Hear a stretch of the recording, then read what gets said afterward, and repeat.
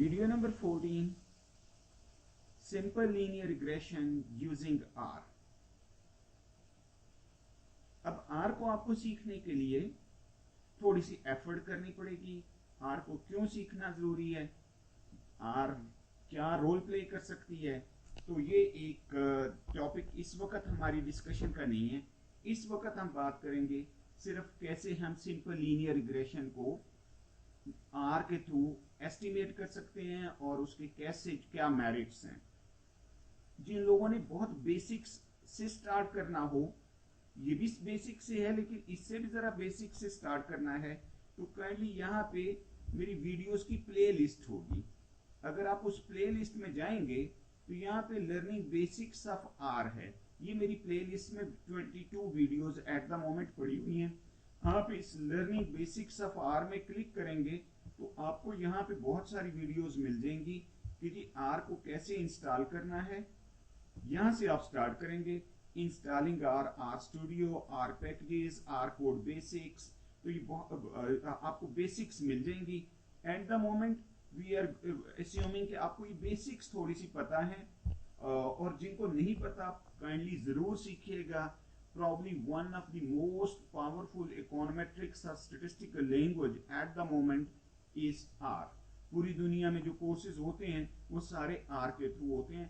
Python वगैरह की क्या मेरिट्स डीमेरिट्स है इसमें नहीं जाते, but R is for statistical language, for econometrics language। तो मैं यहाँ पे कुछ लाइब्रेरीज जो मैंने कहा पैकेजेस वगैरह, तो लाइब्रेरी ggplot2 आपने इंस्टॉल करनी है। ये लाइब्रेरी dplyr हम यूज करेंगे। ये डेटा मैंने रीड करना है कैलिफोर्निया स्कूल का टू आंसर द क्वेश्चन कि क्या क्लास साइज कम करने से टेस्ट स्कोर बढ़ जाता है। तो ये डेटा मैंने रीड किया। आप चाहते तो यहाँ से ओपन भी कर सकते थे अपना डेटा, या आप इंपोर्ट डेटा सेट्स में ये एक्सेल का डेटा तो जहाँ फाइल पड़ी थी वहां से रीड कर सकते थे। एट द मोमेंट हम जो है वो एक लाइब्रेरी स्कीम आर यूज कर रहे हैं। अब ये कैलिफोर्निया स्कूल डेटा है। अच्छा, स्टेटा और आर में डिफरेंस देखिएगा। यहाँ पे मैं ये कर रहा हूँ कि जी दो वेरिएबल्स, पहले तो एक नया वेरिएबल क्रिएट कर रहा हूँ कि जी अगर क्लास साइज स्मॉल है तो मैंने क्लास साइज 0 या 1 कह दिया।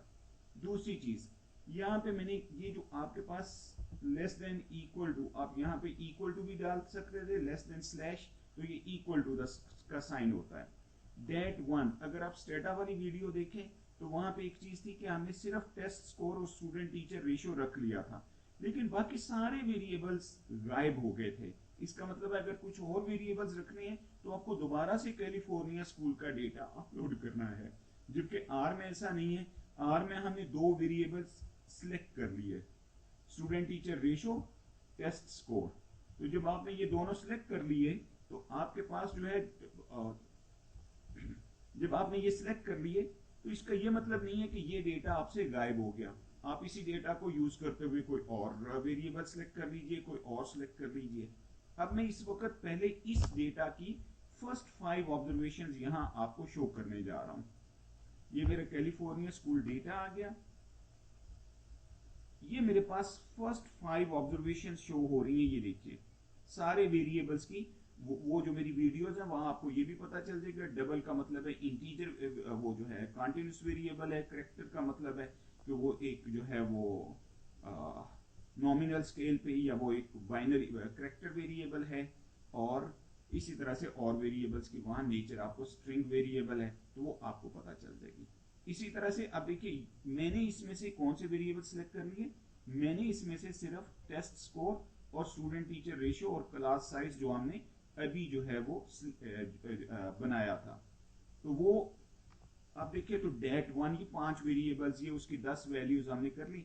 अब यहाँ पे देखिए जो आपके पास क्लास साइज 20 से बड़ा है वहां पे क्लास साइज को 1 कह दिया, जहां वो उससे छोटा है उसको हमने 0 कह दिया। अब देखिए स्कीम डेटा, मैंने एक कमांड लगाई स्कीम dat1, तो आप देखिए तीनों वेरिएबल्स का मीन आ गया, स्टैंडर्ड डेविएशन आ गई, पी नॉट आ गया 0 परसेंटाइल, पी 25 तो 25th परसेंटाइल, यानी कि 25% ऑफ द वैल्यूज इससे नीचे रहती हैं या इससे ऊपर हैं। 50th परसेंटाइल मीडियन वैल्यू जिसको कहते हो, P75 थर्ड क्वार्टाइल, और साथ ही हिस्टोग्राम भी आ गई है। तो लास्ट वेरिएबल बाइनरी था तो इसलिए एक 0 पे और एक 1 पे पीक है, तो that's it. Anyhow let's move. अब मैं एक बहुत ही पावरफुल टूल है डेटा विजुअलाइजेशन का, दैट इज ggplot2। तो इस पे किसी और टाइम पे ज्यादा तफसील में बात होगी। एट द मोमेंट मैंने ggplot पे जो है वो किया dat1 प्लस AES एस्थेटिक। मेरे दो वेरिएबल्स हैं, एक स्टूडेंट टीचर रेशो है जो x वेरिएबल है, एक टेस्ट स्कोर है जो कि मेरे पास y वेरिएबल है। जियाम पॉइंट का मतलब ये है कि मैं जो है वो लेना चाहता हूं स्कैटर प्लॉट। तो ये मेरे पास यहाँ पे स्कैटर प्लॉट आ गई। आप इसको जूम करके एग्जैक्टली उसी तरह की बन जाएगी जैसे आपने दी हुई थी। अगर आप यहाँ पे टाइटल देना चाहते हैं तो आप GG टाइटल, तो यहाँ पे आप टाइटल दे सकते हैं, ठीक है, जो कि यहाँ पे डिस्प्ले हो जाएगा। तो ये मैंने कुछ वीडियोस जैसे कहा कि आप बेसिक आर की अपलोडेड है, उससे रेलेवेंट वीडियो को देख लीजिएगा। अच्छा, अब मैंने पहले कहा कि data visualisation is more important even than a model. अब मैं ये देखता हूं कि क्लास साइज के लिहाज से टेस्ट स्कोर कैसे चेंज होता है, जब क्लास साइज लार्ज था और जब क्लास साइज स्मॉल था। तो ये देखिए, जब मैंने ये वाला स्कैटर प्लॉट बनाया तो आपको सामने नजर आ रहा है कि आपको यहाँ पे 20 हमने कट ऑफ पॉइंट रखा था, तो 20 से कम पॉइंट्स पे आपके पास जो है वो क्लास साइज टेस्ट स्कोर्स ये वाले हैं, और 20 से ज्यादा पे ये वाले हैं, 20 से कम पे ये वाले हैं। तो ऑन एवरेज 20 से कम क्लास साइज होगा तो एवरेज स्कोर ज्यादा होगा और यहाँ पे कम होगा। ये हमने स्टेटिस्टिकल मीन से भी देख लिया था। Anyway let's move. तो इसी तरह से ये मैं जो है वो इस पे रिग्रेशन लाइन फिट करना चाहूँ तो ये मेरे पास LM स्मूथ मेथड, तो ये रिग्रेशन लाइन फिट होगी। मैं इसको थोड़ा सा कट शार्ट कर रहा हूँ और किसी और टाइम पे इसको ज्यादा डिटेल में करेंगे। अब हमने मॉडल रन करना है। मॉडल रन करने के लिए आपने क्या करें कि यहाँ पे एक LM फंक्शन होता है, लीनियर मॉडल। लीनियर मॉडल में क्या कर रहे हैं, टेस्ट स्कोर को हम रिग्रेस कर रहे हैं किस पे, स्टूडेंट टीचर रेशियो पे। डेटा हमारे पास क्या है, dat1 कह दें या कैलिफोर्निया, दोनों में ये वेरिएबल मौजूद है। तो आप देखिए तो ये आपके पास रिजल्ट आ गया। स्टूडेंट टीचर रेशियो कोएफिशिएंट क्या है, -2.28। आप चाहते तो इस रिजल्ट को स्टोर भी कर सकते थे मॉडल में। तो आपने इस रिजल्ट को मॉडल में जब स्टोर कर दिया तो ये पब्लिश नहीं हुआ। समरी मॉड 1, तो आप देखिए तो आपने जब इस मॉडल 1 की समरी जो कि तो वो linear regression, minimum residual, first quartile, median, और ये आपके एस्टिमेट्स भी आ गए, आर स्क्वायर आ गया, standard error, adjusted are square, degree of freedom, जो पहले स्टैटिस्टिक्स हम देखते हैं।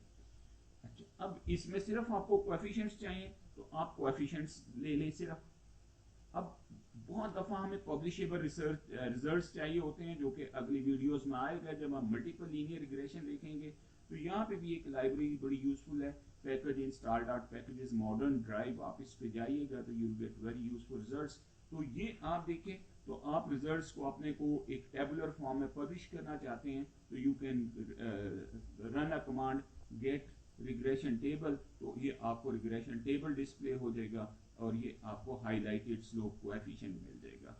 तो इससे ज्यादा हम एक्सप्लोर करेंगे, इससे ज्यादा डेप्थ में एक्सप्लोर करेंगे। तो कीप ऑन वॉचिंग। अगली वाली मेरी वीडियो जो है वो है मल्टीपल लीनियर रिग्रेशन मॉडल, जिसमें 3-4 कॉन्सेप्ट्स बहुत इंपॉर्टेंट डिस्कस होंगे।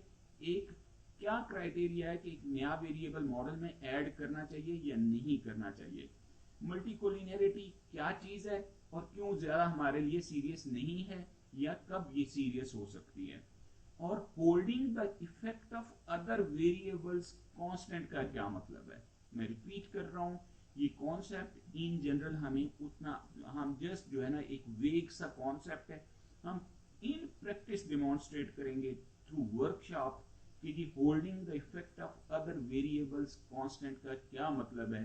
ठीक है, ये